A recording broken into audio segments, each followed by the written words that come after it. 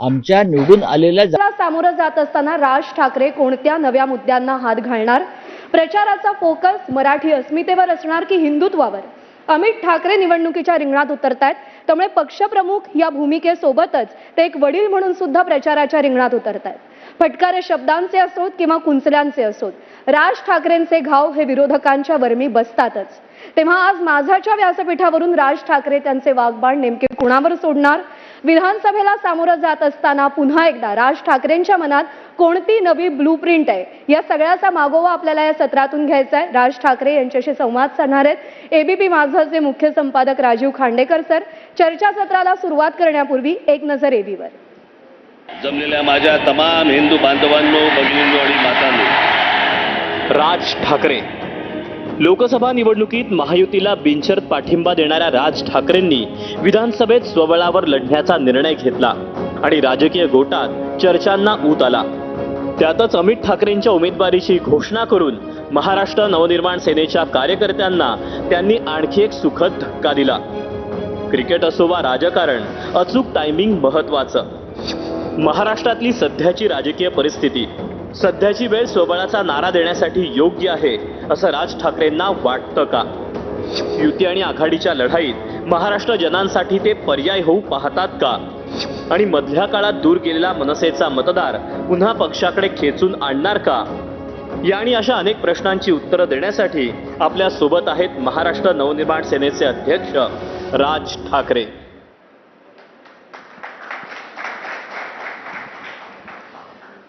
राजजी, तुमचं स्वागत. 2009 पासून तुम्ही निवडणुका लढताय. 9 झालं, 14, 19 आणि आता 24 आलं. 9च्या निवडणुकीमध्ये पक्षाची ती पहिली निवडणूक होती, म्हणून त्याच्याबद्दलची उत्सुकता सगळ्या महाराष्ट्राला होती. या खेपेला मनसेच्या बाबतीत विचार करायचा झाला तर उत्सुकता आहे माहीम मतदारसंघाची, कारण माहीममधून राजपुत्र अमित निवडणूक लढत आहेत. असं का वाटलं तुम्हाला की आपण स्वतः कधीही निवडणूक लढली नाही, पण आपल्या मुलानं लढावी?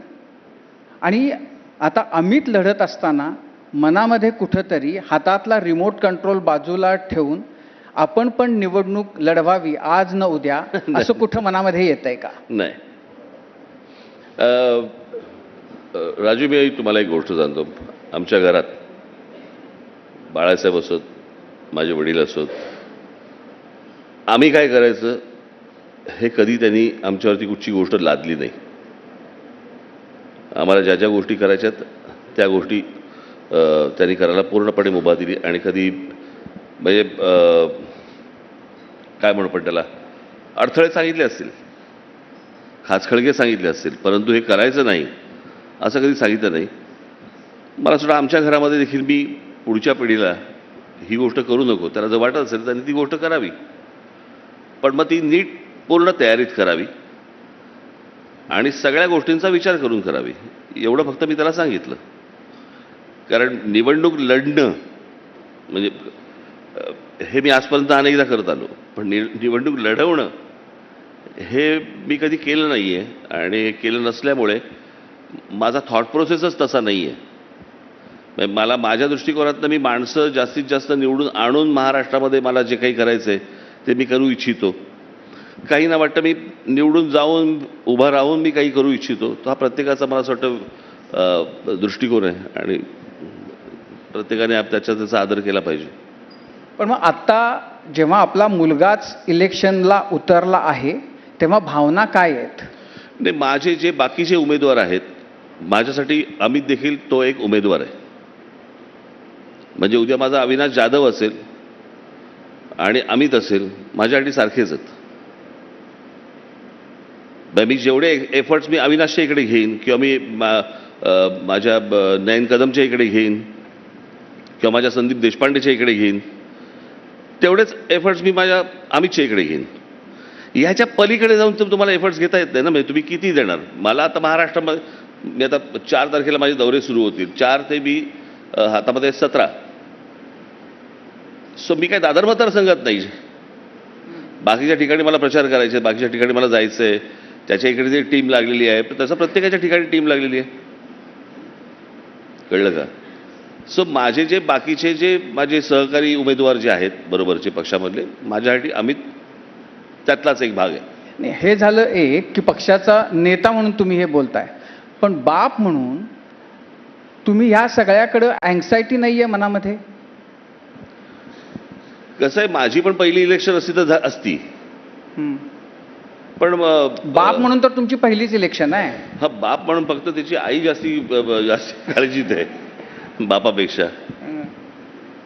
आईचं जरा थोडंसं धाकधूक सुरू आहे तिचं, पण ते होईल ते. पण मग तुम्ही म्हणजे मुळामध्ये अमितला मैदानामध्ये उतरवायचं ह्या निर्णयामागचं लॉजिक काय होतं? काय विचार केला? माझं लॉजिक नव्हतं ते, त्यांचंच लॉजिक होतं ते. मी मगाशी सांगितलं त्याप्रमाणे की त्यांच्या ह्याच्यात ठरलं की बाबा पक्षाच्या नेत्यांनी सरचिटणीसांनी निवडणूक लढवली पाहिजे, अशा एक प्रकारची बैठक झाली नेत्यांची, ज्यात मी नव्हतो. आणि त्याच्यामध्ये अमित बोलला की उद्या प्रत्येक नेत्याने निवडणूक लढवली पाहिजे आणि उद्या जर समजा पक्षाने जबाबदारी टाकली तर मीही निवडणूक लढवीन. अब पार्टनर बोली दिया तो देख लेंगे या लेवलला ते गेलं. मग माझ्या बातम्या सुरू झाल्या. मी तसं दुर्लक्ष केलं म्हणजे हा बोलला असेल असं. नंतर माझी एक बैठक झाली, त्या बैठकीमध्ये ॲक्च्युअल असा विषय निघाला की अमितला भांडूपंद उभं करायचं वगैरे असं माझ्याशी लोक बोलायला लागले. तेव्हा मला असं जाणवलं की हे काहीतरी वेगळ्या प्रकारचं सिरियस थोडंसं काहीतरी घडतंय.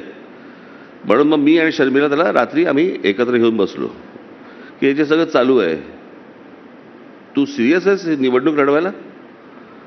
तो बोलला की तुला असं वाटलं की मी निवडणूक लढवली पाहिजे तर मी लढवीन. तुला असं वाटलं की मी महाराष्ट्रभर फिरायला पाहिजे तुझ्याबरोबर, मी महाराष्ट्रभर फिरेन. पण पक्षातल्या लोकांनी निवडणुका लढवल्या पाहिजेत असं माझं मत आहे. आणि जर समजा उद्या तुम्हाला वाटत असेल तर मी इलेक्शन लढायला तयार आहे. मग मी त्याला हे पण समजून सांगितलं की निवडणूक म्हणजे काय असतं, विधान भवन काय असतं, आतमध्ये काय काय गोष्टी असतात. त्या सगळ्या गोष्टीनंतर तो बोलला की माझी तयारी आहे.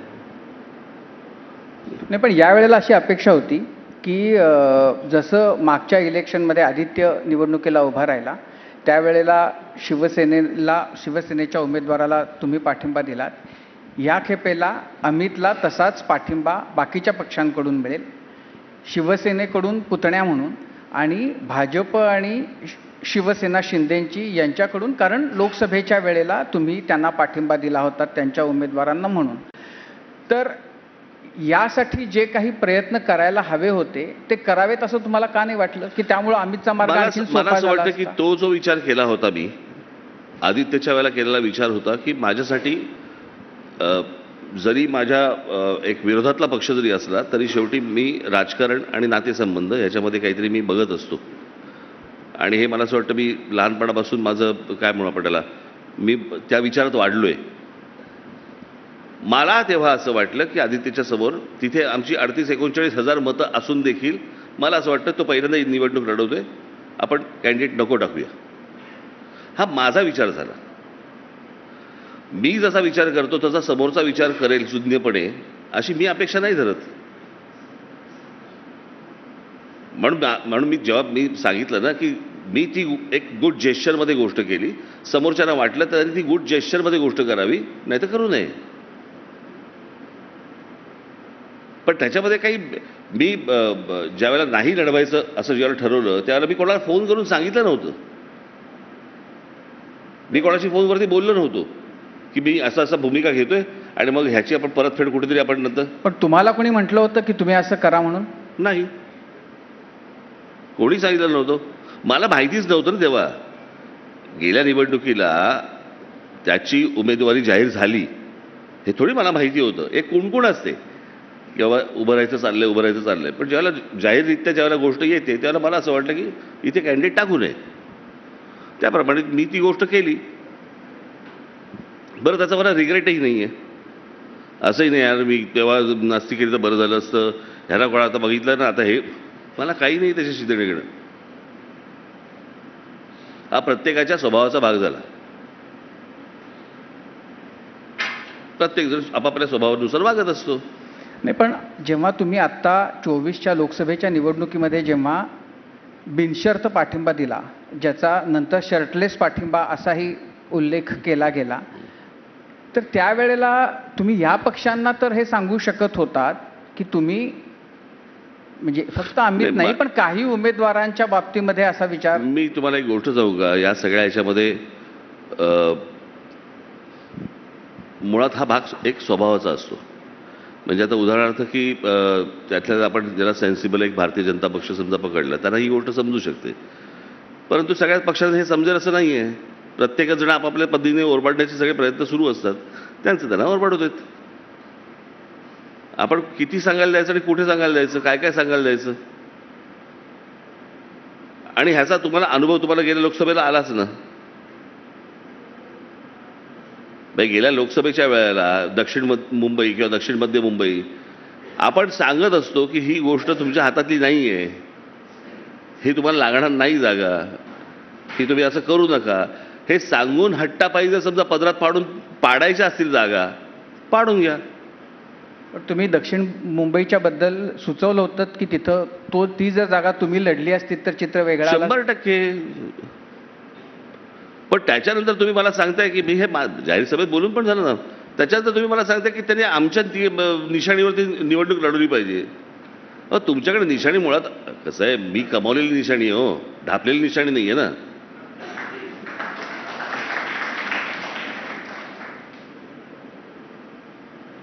सो इतक्या वर्षांच्या निवडणुकीच्या प्रवासामध्ये ती मिळालेली निशाणी आहे ती मला,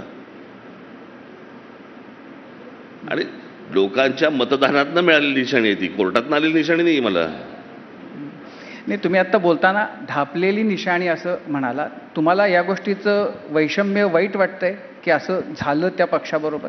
ते माझं असं म्हणणं कुठच्याही पक्षाबद्दल होता कामा नये, कुठच्याच पक्षाबाबतीत ह्या गोष्टी अशा होता कामा नयेत. कारण मी ती गोष्ट केली नाही.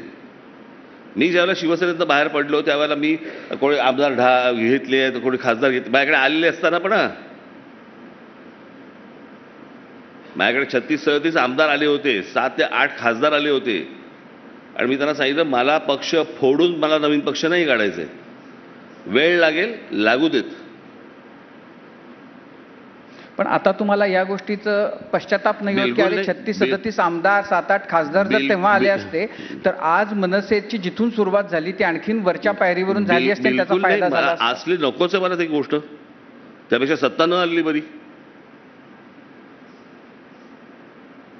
काय कमजोर आहे का, कमकुवत आहे का, काय आहे? वेळ लागेल, लोकांसमोर जाईन, लोकांचा विश्वास संपादन करीन, लोक देतील की एक दिवस माझ्या हातात. बाकीच्याही राजकीय पक्षांना वेळ लागलाच नव्हे इतका. शिवसेनेला पूर्ण हातात सत्ता यायला किती वर्ष गेली, भारतीय जनता पक्षाच्या हातात सत्ता यायला किती वर्ष गेली. पण तुम्हाला जास्त पक्ष फुटल्याचं दुःख आहे का चिन्ह गेल्याचं दुःख? नाही, मला कोणाच्या चिन्हाची आणि पक्ष फुटल्याची नाहीये. माझं या प्रोसेसला माझा विरोध आहे. माझं असं म्हणणे, तुम्ही एक 40 आमदार घेऊन गेलात ना, कळलं का? हे फोडाफोडी म्हणजे या फोडाफोडीचं राजकारण आद्य शरदचंद्र पवार आपल्याकडे महाराष्ट्रात आहेतच, की ज्यांनी अगदी पुलतपासून जी सगळी सुरुवात केली. त्याच्यामुळे फोडाफोडीचं राजकारण मी समजू शकतो. नाव घेणं, चिन्ह घेणं, मला असं वाटतं की ही गोष्ट योग्य नाही. उद्या अजित पवारांनी राष्ट्रवादी काँग्रेस पक्ष नाव घेणं, घड्याळ चिन्ह घेणं, ही मला असं वाटतं ही गोष्ट योग्य नाही.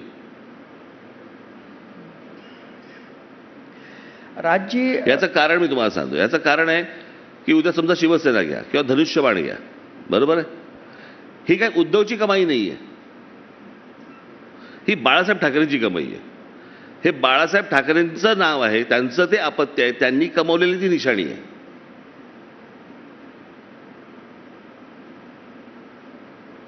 आणि अशा प्रकारचं राजकारण मला नाही आवडत. आता हे बोलणंही काय पाप आहे का?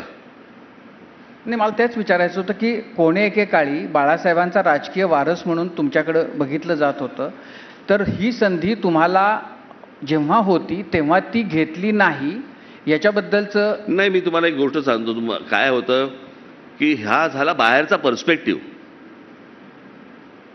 मी काय विचार करतो हे कधीच विचारलं नाही मला. शिवसेना ही बाळासाहेब ठाकरेंनी उभी केलेली त्यांची स्वतःची एक प्रॉपर्टी आहे ती, बरोबर आहे. त्या गोष्टीचं त्यांना समजा ते त्यांच्या मुलाला द्यायचंय, त्यांनी ते मुलाला द्यावं. माझा कधीही दावा नव्हता हे मी तुम्हाला असं आता मी काय समजून सांगू तुम्हाला. मी माझ्या कुलदैवतांची शपथ घेऊन सांगू शकतो, मी कधी माझ्या डोक्याला शिवलं पण नाही.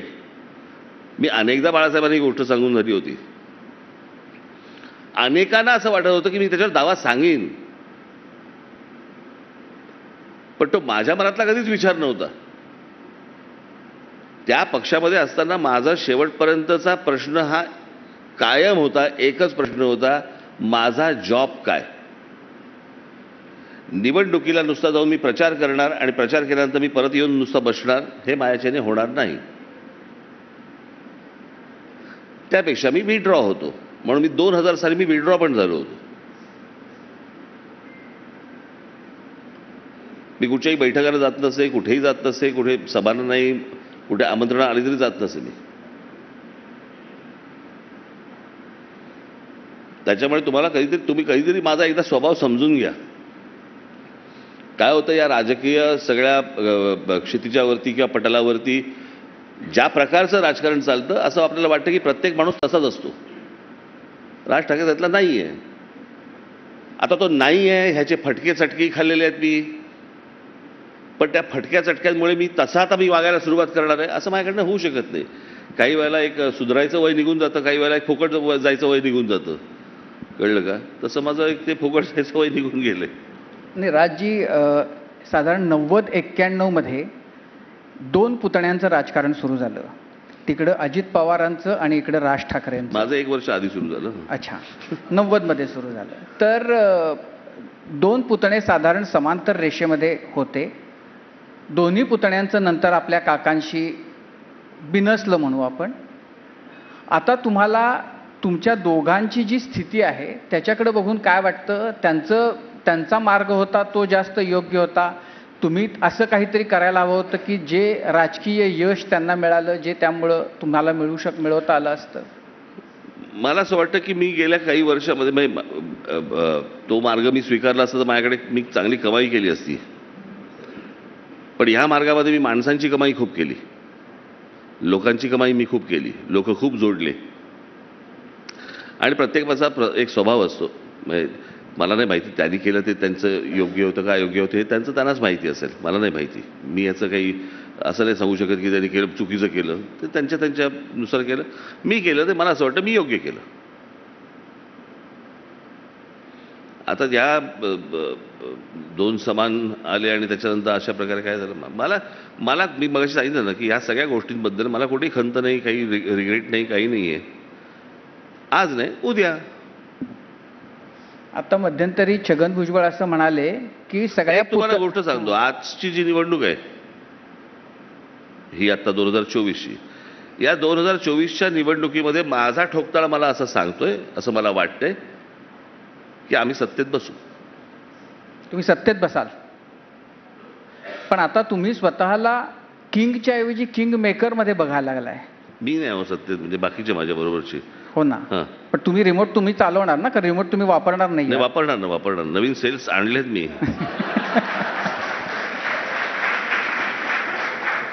पण तुम्हाला किंग पेक्षा किंग मेकर व्हायचंय.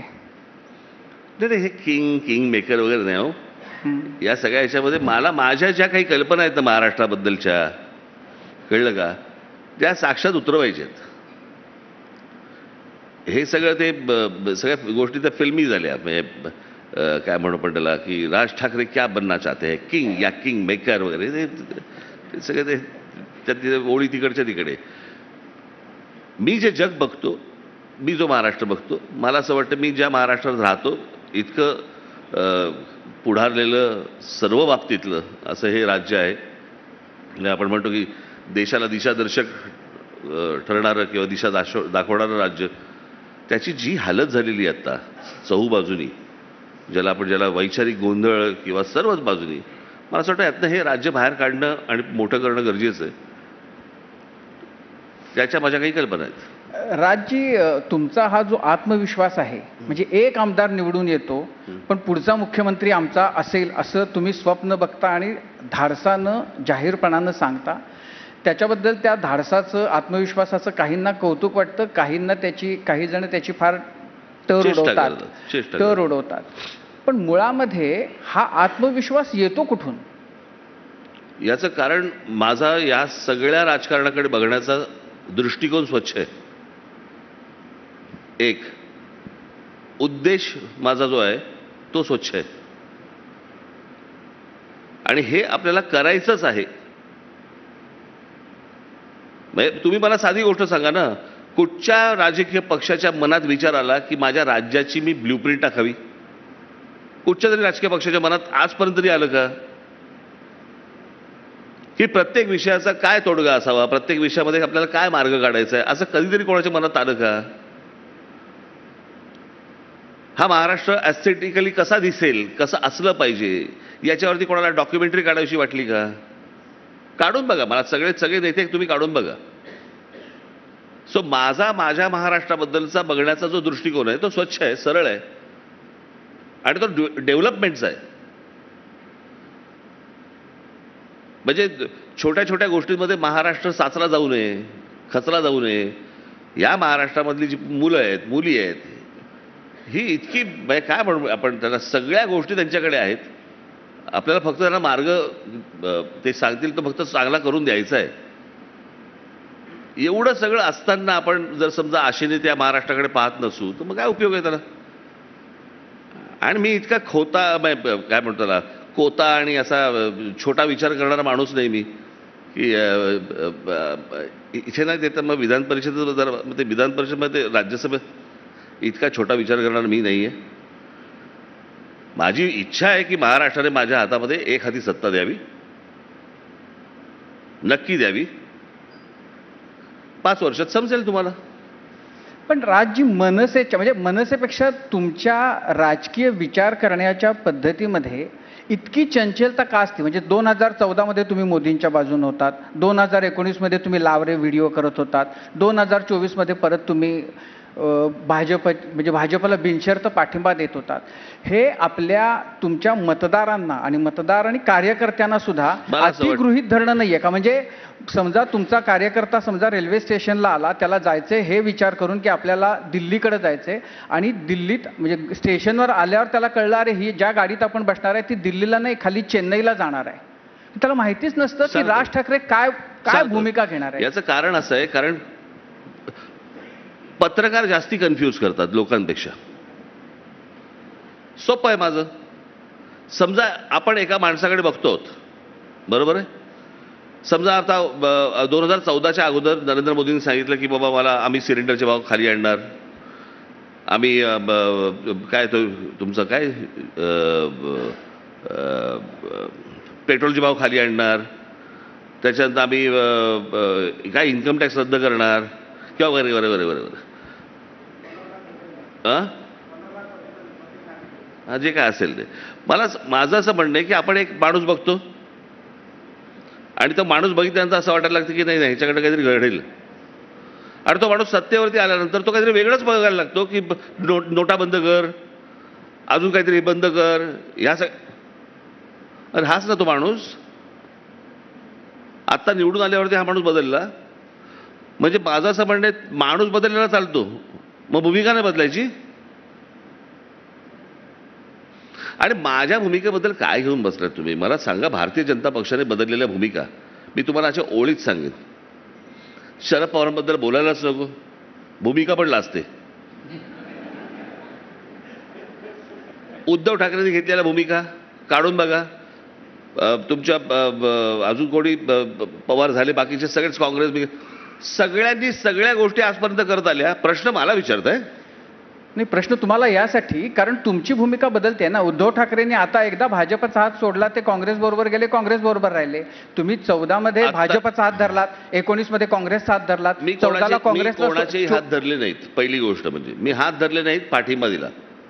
पहिली गोष्ट म्हणजे मला हा योग्य वाटला. मला सांगा, तुम्ही जर समजा चॅनलवरती एखादा माणूस जर चांगला समजा तरी काम केलं असेल तर चांगलं बोलता की नाही बोलत? आणि समजा त्याच माणसाने समजा काहीतरी खून केला तर तुम्ही काय म्हणणार, नाही नाही माणूस चांगला आहे पण चूक झाली त्याच्याकडे खून झाला, असं बोलता का? माणूस वाईट आहे. चांगल्याला चांगलं आणि वाईटाला वाईट म्हणणं याला तुम्ही भूमिका बदलणं म्हणता? भूमिका तुमच्या स्वार्थासाठी बदलत असेल ना, तुमच्या पदांसाठी बदलत असेल, तुम्ही सत्तेसाठी बदलत असाल, मी समजू शकतो. जे बाकीचे लोक करतायत, बाकीच्या लोकांनी सत्तेसाठी खुर्च्यांसाठी केलं ना. मला मुख्यमंत्रीपद हवं म्हणून मी भाजपला बाजूला सारला. तुम्ही मला 4 भिंतीमध्ये कमिटमेंट दिली होती 2.5 वर्षाची.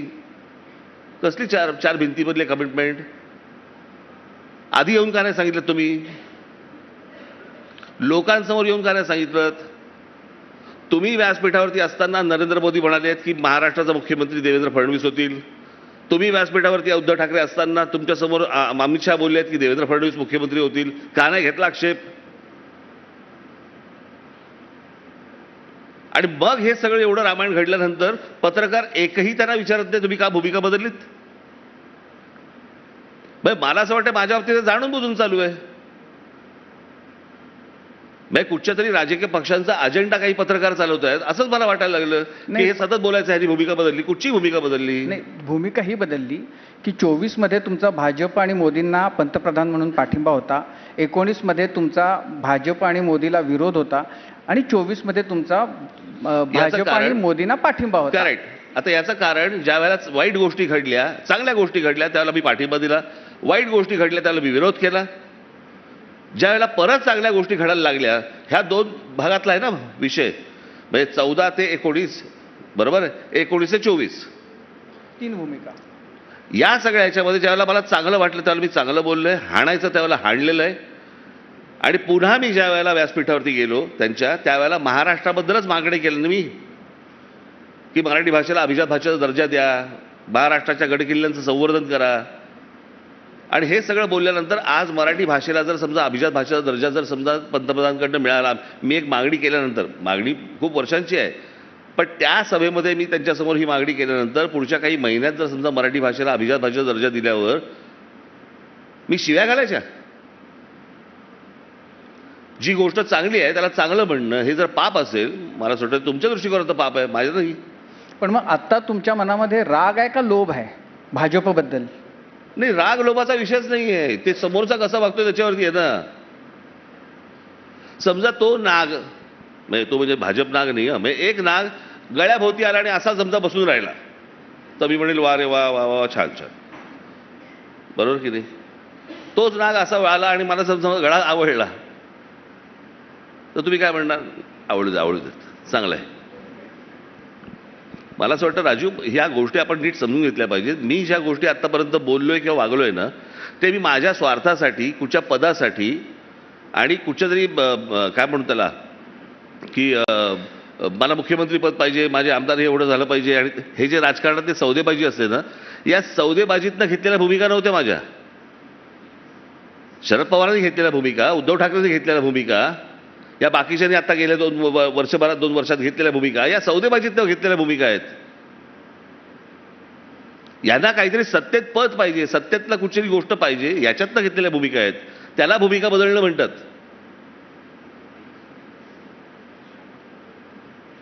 मी कुठच्या स्वार्थासाठी घेतलेली भूमिका नाही आहे ना ती. मी फक्त सांगतोय हे या माणसाने चांगलं केलं, हे या माणसाने वाईट केलं. देशाचा पंतप्रधान झाल्यावरती जर समजा एका गुजरातचे जर समजा फायदा होणार असेल, मला ते आवडणार नाही. पंतप्रधानासाठी प्रत्येक राज्य हे समान आपत्त्यांसारखं असलं पाहिजे. यात काय गैर बोललो मी? बरं, ज्याला 2014ला तुम्हाला आठवत असेल तर माझ्या भाषणांमध्ये मी काय म्हणालो होतो की पंतप्रधान नरेंद्र मोदी पंतप्रधान झाल्यावर त्यांनी उत्तर प्रदेश, बिहार आणि झारखंड या 3 राज्यांकडे जास्तीत जास्त लक्ष द्यावं.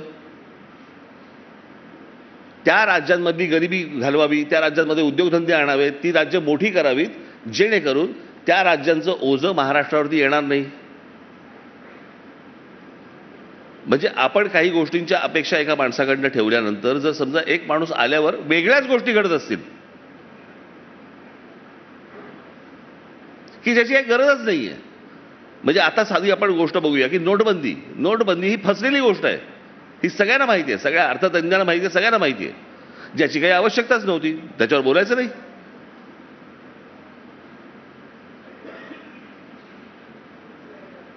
मला असं वाटतंय की स्वतःच्या स्वार्थासाठी, स्वतःच्या काहीतरी एक हावरटपणासाठी, स्वतःच्या सत्तेसाठी किंवा कुठच्या गोष्टींसाठी, पदांसाठी ज्या वेळेला तुम्ही भूमिका बदलतात त्याला भूमिका बदलणं म्हणतात. तुम्ही जे करता त्याला? मी जे करतोय त्याला चांगल्याला चांगलं म्हणणं आणि वाईटाला वाईट म्हणणं. पण याच्यामध्ये तुमचा मतदार किंवा तुमचा कार्यकर्त्याला तुम्ही कन्फ्यूज नाही करत? नाही ना, कन्फ्युज तुम्ही लोक करता. आम्ही लोक कसे करतो? पत्रकार करतात. कसं? हे प्रश्न विचारून माझं अरे, असं असं आहे की म्हणणं त्याच्यात असं आहे की एक नाही. सेकंद की तुम्ही या मी खेपेला एक मिनिट, मी सांगणार. आदित्य ठाकरे नाही. हां, मी सांगून ठेवतो. की आत्ता तुम्ही म्हणणार की भाजपला मतं द्या, आत्ता तुम्ही म्हणणार की काँग्रेसला मतं द्या, परत तुम्ही म्हणणार भाजपला मतं द्या.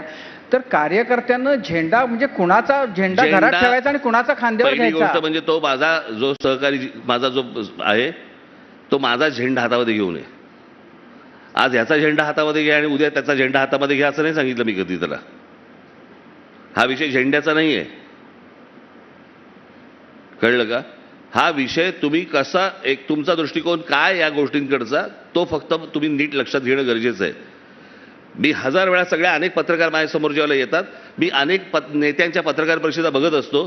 कोणी त्या नेत्यांना आजपर्यंत भूमिका बदलण्याच्या प्रश्न विचारलेले नाही आहेत. मला का विचारता? कारण मी विचारतोय. याचं कारण बाकीच्यांना पण विचारा. मग विचारेन ना. जेव्हा इथे येतील तेव्हा बाकीचे विचारेन. ज्यावेळेला येतात ना जेव्हा त्यावेळेला मला असं वाटतं बाकीचे ज्यावेळेला येतात, इथे मी बघितलेत ना आलेले लोक, मी जेव्हा बसेल तेव्हा विचारेन. ज्या वेळेला तुम्ही विचारा किंवा बाकीचे पत्रकारांना विचारा की ज्यावेळेला ते पत्रकार परिषदा होतात, ज्यावेळेला बसवता तुम्ही इथे, त्यावेळेला जेव्हा ते नेते येतील त्यांना विचारा की तुम्ही ही भूमिका का बदललीत.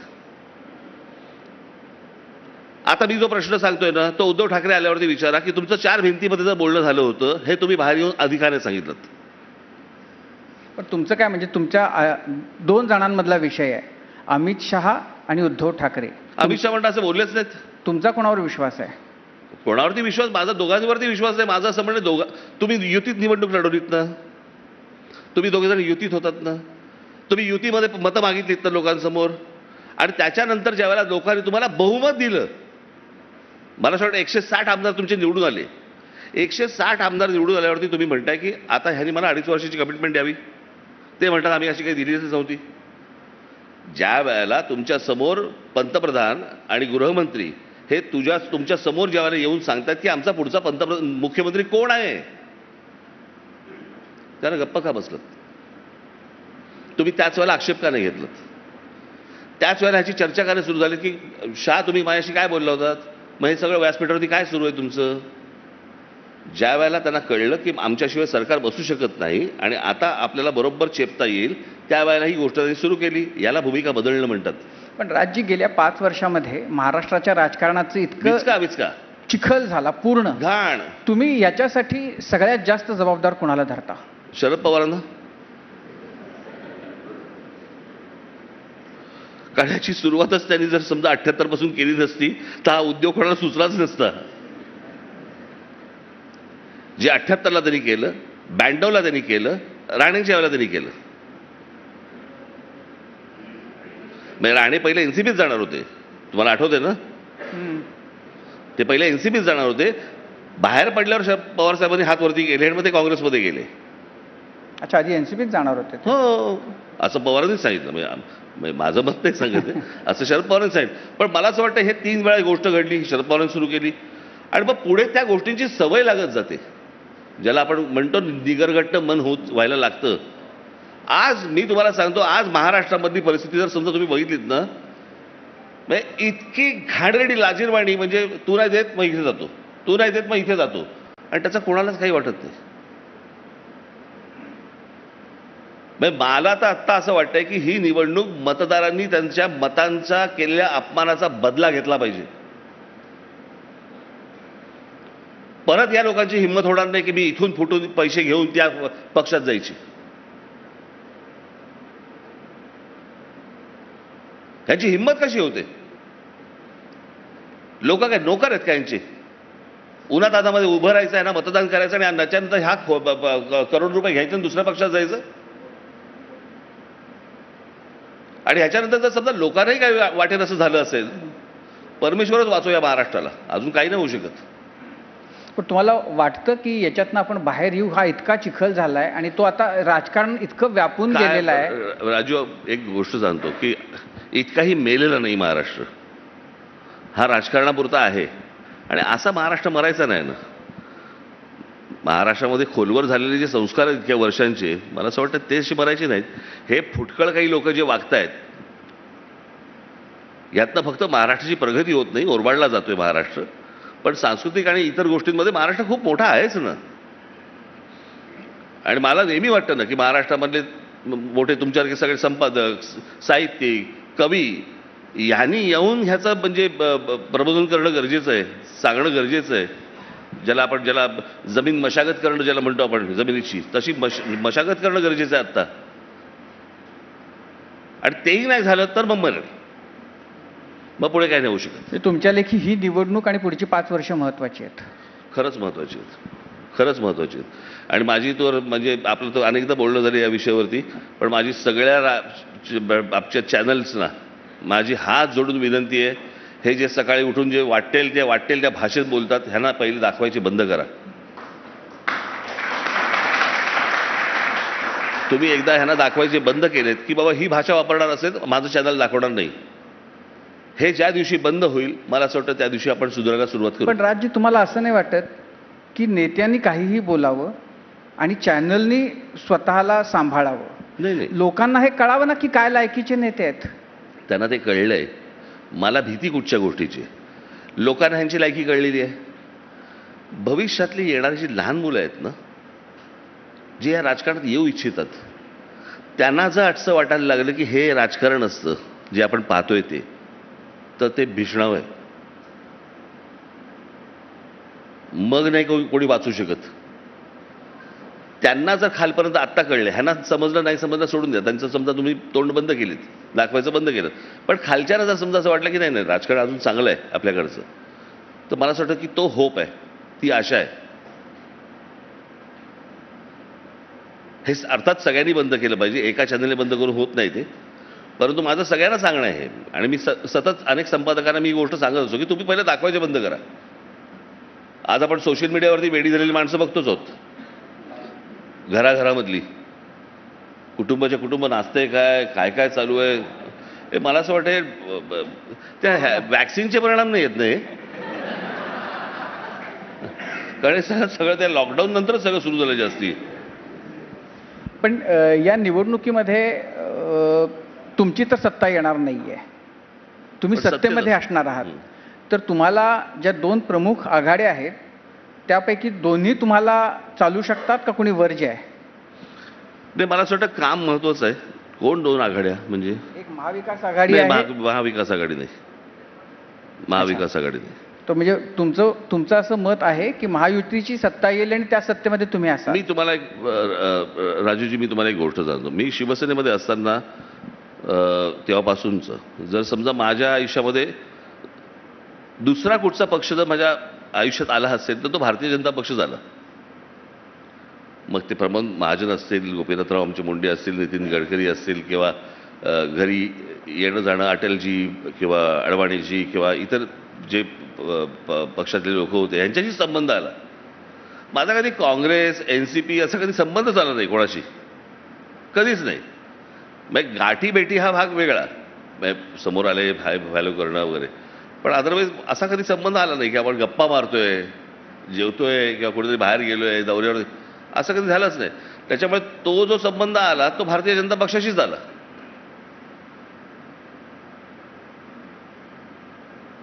म्हणजे संघामधली अनेक माणसं असतील की ज्यांचा अनेक वर्षापासूनचा माझा परिचय आहे, की घरी येणं, घरी भेटणं किंवा अजून बाहेर कुठे भेटणं, तसाच आला तो. तर या निवडणुकीचं तुम्ही म्हणजे काय चित्र बघता? लाडकी बहीण या सगळ्यामध्ये त्या योजनेबद्दल तुमचं काय मत आहे? खरंच मी इतकी ज्याचा काही थांगपत्ता लागू शकत नाही अशी निवडणूक मी पहिल्यांदाच बघतोय महाराष्ट्रामध्ये. आणि मला लोकही काही बोलताना दिसत नाही आहेत. त्याच्यामुळे त्यांच्या मनात काय आत्ता दडले आणि काय ते करणार आहेत मला कल्पना नाही या गोष्टींचं. लाडकी बहीण योजनेचं काय होणार आहे मला माझं फक्त एवढंच म्हणणं आहे, कुठची गोष्ट कोणालाही फुकट देऊ नये. कारण तुमच्याकडे फुकट कोणी काय मागत नसतं. महाराष्ट्रामधल्या ज्या माझ्या भगिनी आहेत त्या भगिनींना मला असं वाटतं सक्षम बनवा ना. चांगले उद्योगधंदे आणा, चांगल्या गोष्टी करा, त्यांना सक्षम बनवा, त्यांच्याकडे त्यांच्या मेहनतीचे पैसे येऊ देत. आणि त्या कोणी सांगतात की आम्हाला मेहनतीशिवाय आम्हाला तुम्ही पैसे द्या म्हणून. मी देत आहेत, जात आहेत खात्यापर्यंत, ते घेत आहेत, पण ते काय त्यांना आवडतं याच्याला भाग नाही आहे. आपण लोकांना लाचार बनवतोय. फुकट गोष्टी देऊन आपण लाचार बनवतो, चुकीचं बनवतोय आपण. उद्या तरुणांना तुम्ही पैसे द्यायला सुरुवात केली, तो म्हणाल बरं बस झालं, मला काय काम करायची गरजच नाही. पैसे मिळाले तो करेल काय? मोदी तो ड्रग्ज घेईल, काही घेईल. माझं असं मत आहे, सरकारचं काम आहे त्यांना हाताला काम देणं. मग ते महिला असतील, कोणी असेल. शेतकरी आमचा तो का कुठे वीज फुकट मागतोय? तो म्हणतो मला विजेला सातत्य द्या, माझा पंप बंद पडणार नाही, तेवढी गोष्ट बघा, मला वीज नीट द्या, थोडी कमी भावात द्या, फुकट द्या. असं कुठचा शेतकरी बोलला आजपर्यंत मला जरा सांगा? कुठची बहीण बोलली आजपर्यंत मला फुकट पैसे द्या? आणि दुसरी गोष्ट म्हणजे ह्या सगळा हा जो फुकट देण्याचा जो पैसा असतो, हा तुम्हाला 1 महिना 2 महिना पुरेल, तुम्ही काढाल कुठून ना कुठून तरी. महाराष्ट्र दिवाळखोरीला लागेल, कंगाल होईल महाराष्ट्र ह्याच्यातनं. आज ह्या सगळ्या फुकटच्या योजनांमधून महाराष्ट्रावरती जवळपास 1 लाख कोटीचं कर्ज येईल. अगोदरची कर्ज फेडता येत नाहीत आपल्याला, आपण अजूनही कर्ज वाढवतोय. असं महाराष्ट्र, असं नाही सरकार चालणार. तुम्ही काय बघता, सरकार कसं बनेल, कोण मुख्यमंत्री होईल, काय तुम्हाला दिसतंय? नाही, मला असं वाटतं सरकार बनेल युतीचंच. आता 1-3 महिन्यापूर्वी असं वाटत होतं की आघाडी बिघाडीचं जरा थोडंसं वरती चाललंय, पारडं बिरडं असं वरती चाललंय असं वाटत होतं. पण पुन्हा ह्याच्या निवडणुका झाल्या तुमच्या हरियाणाच्या, परत थोडंसं बदललं. अर्थात इतकं सोपंही नाही आहे युतीला, त्यांना इतकं सोपं नाही आहे ते. पण बघू काय मुख्यमंत्री काय मुख्यमंत्री कोण वाटतंय? भारतीय जनता पक्षाचा होईल, आमच्या साथीने. मध्यंतरी शेवटचा प्रश्न, मध्यंतरी छगन भुजबळ असं म्हणाले की महाराष्ट्रामध्ये पुतण्यांच्या DNA मध्येच काहीतरी प्रॉब्लेम आहे, त्यामुळे सगळीकडे पुतणे घोळ करतात. आता काय करायचं? तर तुम्हाला सगळ्या पुतण्यांना घेऊन काहीतरी एक त्यांचं करावं असं वाटत नाही का? भुजबळांनी एक पक्ष काढावा आमचा. नाही, कसं आहे, आता मुलंही आहेतच की, आणि भुजबळी पुतण्याबरोबरच गेले ना, ते थोडी काकांबरोबर थांबले. मला असं वाटतं भुजबळांनी तरी किमान काकांची साठ सोडायला नव्हती पाहिजे. तुमची सहानुभूती पुतण्यांसाठी आहे? हा, भुजबळांसाठी निश्चित नाही. बरं राजजी, तुम्हाला? मला अजित पवारांबद्दलची एकच गोष्ट मला आवडते. मला बाकी जणांचं राजकारण मला काही फारसं काही आवडत नाही, किंवा त्यांचे काही बाकीच्या गोष्टी तर नाहीच आवडत. पण मला एक गोष्ट अजित पवारांची आवडते, त्यांनी जातपात कधी मानली नाही, किंवा जातीपातीच्या राजकारणात ते कधी अडकले नाहीत. म्हणजे जे शरद पवार जे आजपर्यंत करत आले, त्याच्यामुळे तुम्हाला इतक्या वर्षात तुम्हाला अजित पवार कुठे करताना ही गोष्ट तुम्हाला दिसणार नाही. मला असं वाटतं ही एक मी बघत असलेली एक पॉझिटिव्ह गोष्ट आहे. आता इथं नानाभाऊ आहेत बसलेले, नानाभाऊंच्या बद्दलची कोणती पॉझिटिव्ह गोष्ट तुम्हाला वाटते? मी नानाभाऊंच्या आत्ता गेलो होतो मी त्यांच्या इथे, तर त्यावेळेला तिथे मला पॉझिटिव्ह गोष्ट नाही, माझे त्यांची चांगली हाईट बीट वगैरे सगळी एकदम छान आहे, चांगले हँडसम आहेत ते. पण त्यांच्याकडे गांधीजींचा पुतळा मी बघितला, तो एवढाच आहे. तर मी जरा आत्ता मी दाखवणार त्यांना तो फोटो. तो पुतळा बघितला, त्याचे दंड बघितले, त्याचे मांडिया बघितल्या, सगळ्या पाय बघितले, असे धष्टपुष्ट गांधी आहेत तिकडे सगळे असे, आणि एवढेच आहेत. तो पुतळा बघताना मला असं वाटलं की दादासाहेब रेगे आमच्या इकडे येऊन गेले असावेत, आणि त्यांना नाव सुचलं असावं बालमोहन म्हणून. एवढेच गांधी आहेत एवढे तिथे. तर मला असं वाटतं पहिल्यांदा पुतळा बदला तिथला, बरं का. तर राजजी, खूप खूप धन्यवाद. नेहमीप्रमाणे अनेकावी आपली ही मुलाखत गप्पांचा म्हणजे सर्वात जास्ती मुलाखती या माणसाबरोबर झालेल्या आहेत. मगाशी आम्ही बोललो होतो सगळ्यांच्या मुलाखती एका बाजूला आणि राजू खांडेकर आणि राज ठाकरेंच्या मुलाखती एका बाजूला, असं जवळपास तर ते पारडं जास्ती जड असेल. नाही तर तुम्हाला खूप शुभेच्छा. मनसेचे अध्यक्ष म्हणून, अमित ठाकरेंचे वडील म्हणून दोन्हीसाठी भरपूर शुभेच्छा आणि थँक्यू आज आल्याबद्दल. धन्यवाद. धन्यवाद. राज ठाकरेजी, या कार्यक्रमाचं नाव आहे माझा महाराष्ट्र माझं विजन, आणि तुमच्या विजन मधला जो महाराष्ट्र आहे तो कायमच स्वप्नवत वाटलाय. राजकीय